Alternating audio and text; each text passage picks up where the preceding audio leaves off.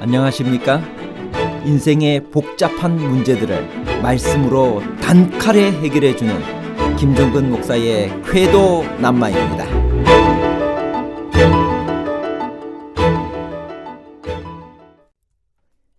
요나의 표적이란 무엇인가요? 그것이 무엇이기에 악한 세대에는 그것밖에 보여줄 것이 없다고 말씀하셨나요? 요나는 니느웨 사람들에게 무슨 표적이 되었나요? 요나의 표적밖에는 보일 표적이 없다고 하신 것은 예수께서 이 표적 외에는 표적을 할 수 없다는 의미인가요? 아니면 그들의 불신을 책망하신 것인가요? 능력의 한계와 불신의 책망에 관한 복잡한 문제를 하나님 말씀의 가르침으로 명쾌하게 해결해 드리겠습니다. 기도에 대한 강조는 누가복음의 특징입니다. 누가복음 11장 1절에서 13절에서 예수께서는 기도에 대해 어떤 교훈과 예증들을 말씀하셨나요? 누가복음 11장 13절 너희가 악할지라도 좋은 것을 자식에게 줄 줄 알거든 하물며 너희 하늘 아버지께서 구하는 자에게 성령을 주시지 않겠느냐 하시니라. 누가복음은 예수님께서 기도하신 장면을 많이 수록한 복음서로 유명합니다. 언제, 어떤 경우에 기도하셨나요? 누가복음 11장 1절 예수께서 한 곳에서 기도하시고 마치심에 제자 중 하나가 여짜오되 주여 요한이 자기 제자들에게 기도를 가르치신 것과 같이 우리에게도 가르쳐 주옵소서. 기도에 대한 강조는 누가복음 전편에 흐르는 사상입니다. 특별히 기도하시는 예수님의 모습은 누가복음에 많이 기록되어 있습니다. 누가복음에 주 기도문이 나옵니다. 마태복음의 주 기도문과 무엇이 같으며 무엇이 다른가요?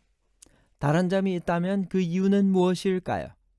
누가복음 11장 2절에서 4절입니다. 예수께서 이르시되 너희는 기도할 때 이렇게 하라. 아버지여 이름이 거룩히 여김을 받으시오며 나라가 임하옵시며 우리에게 날마다 일용할 양식을 주시옵고 우리가 우리에게 죄 지은 모든 사람을 용서하오니 우리 죄도 사하여 주시옵고 우리를 시험에 들게 하지 마시옵소서 하라. 마태복음 6장 9절에서 13절까지입니다. 그러므로 너희는 이렇게 기도하라. 하늘에 계신 우리 아버지여 이름이 거룩히 여김을 받으시오며 나라가 임하옵시며 뜻이 하늘에서 이룬 것 같이 땅에서도 이루어지이다. 오늘 우리에게 일용할 양식을 주시옵고 우리가 우리에게 죄 지은 자를 사하여 준 것 같이 우리 죄를 사하여 주시옵고 우리를 시험에 들게 하지 마옵시고 다만 악에서 구하시옵소서. 나라와 권세와 영광이 아버지께 영원히 싸움나이다. 아멘. 여기서 제자 중 하나라는 용어를 12제자에게 제한할 필요는 없으며 70인을 가리키는 말일 수도 있습니다. 예수님께서는 여러 번 기도에 대해 말씀하셨을 것입니다. 따라서 누가복음의 주 기도문은 마태복음의 주 기도문과는 달리 예수님의 봉사 후기에 산상수훈 때와는 다른 대상들에게 가르치신 기도라고 생각됩니다. 구하라, 찾으라, 두드리라, 그러면 받을 것이라고 하셨습니다. 그런데 우리의 간절한 기도가 응답이 안 되는 것처럼 보일 때가 있습니다. 왜 그럴까요? 누가복음 11장 9절에서 10절입니다. 내가 또 너희에게 이르노니 구하라. 그러면 너희에게 주실 것이요. 찾으라. 그러면 찾아낼 것이요. 문을 두드리라. 그러면 너희에게 열릴 것이니 구하는 이마다 받을 것이요. 찾는 이는 찾아낼 것이요.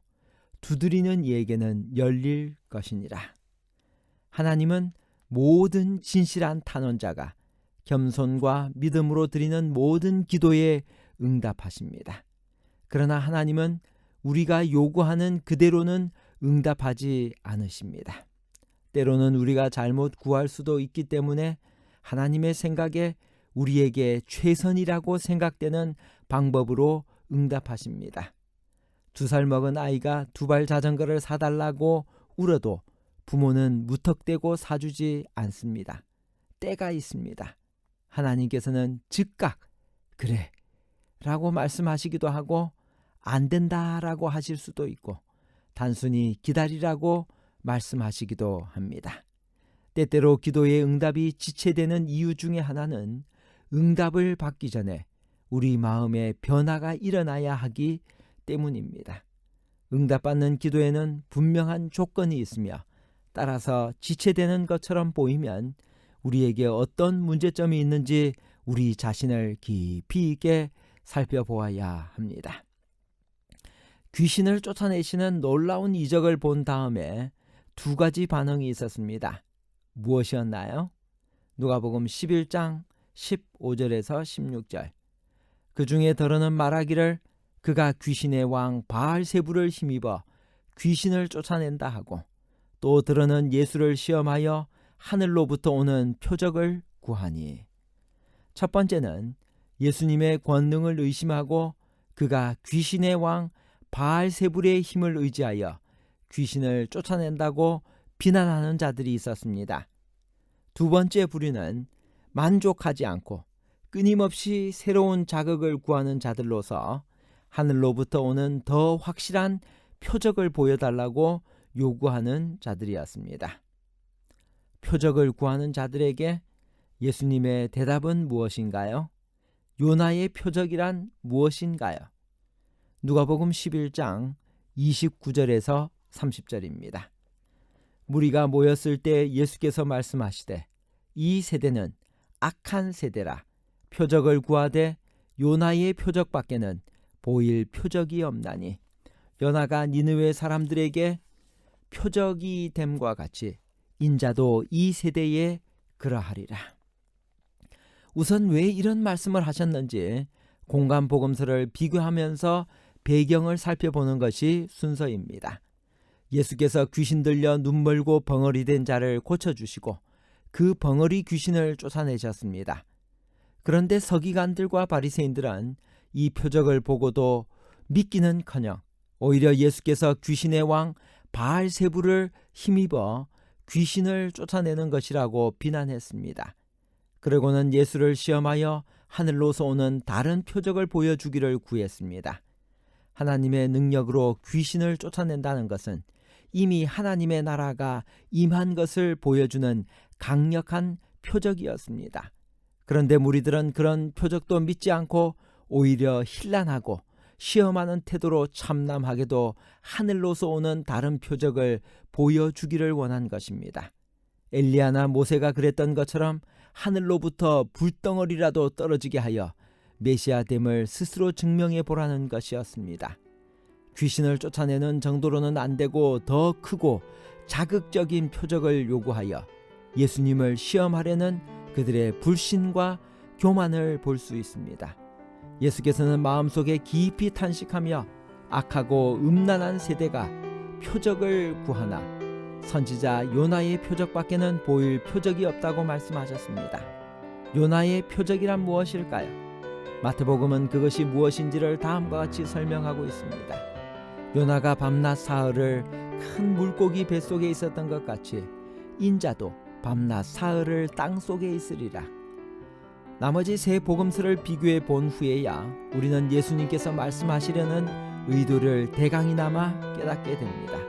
예수께서는 그들의 불신에 깊이 탄식하시면서 다음과 같이 말씀하시는 것입니다.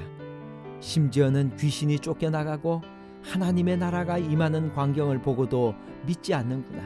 그런 사람들에게 무슨 표적을 보이겠느냐. 요나의 표적밖에는 보여줄 것이 없다. 즉 요나가 사흘 동안 물고기 뱃속에 있다가 나온 것 같이 인자도 십자가에 죽어 사흘 동안 무덤에 있다 부활할 것이다.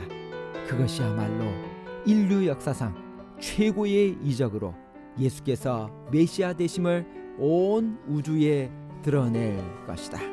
결론입니다. 첫 번째, 요나의 표적밖에는 보일 표적이 없다고 하신 것은 예수께서 이 표적 외에는 표적을 할 수 없다는 의미가 아니라 그들의 불신을 책망하신 것입니다. 둘째, 하나님의 나라가 이미 임하고 사탄의 세력이 물러가는 놀라운 표적을 보고서도 믿지 않고 더 큰 표적을 보여주기를 요구하는 패역한 사람들에게 예수께서는 십자가에서 죽으실 표적 외에는 더 이상 보여줄 것이 없다고 말씀하시며 그들의 불신을 책망하신 것입니다. 셋째, 우리가 구하면 성령을 선물로 받을 수 있습니다. 감사합니다.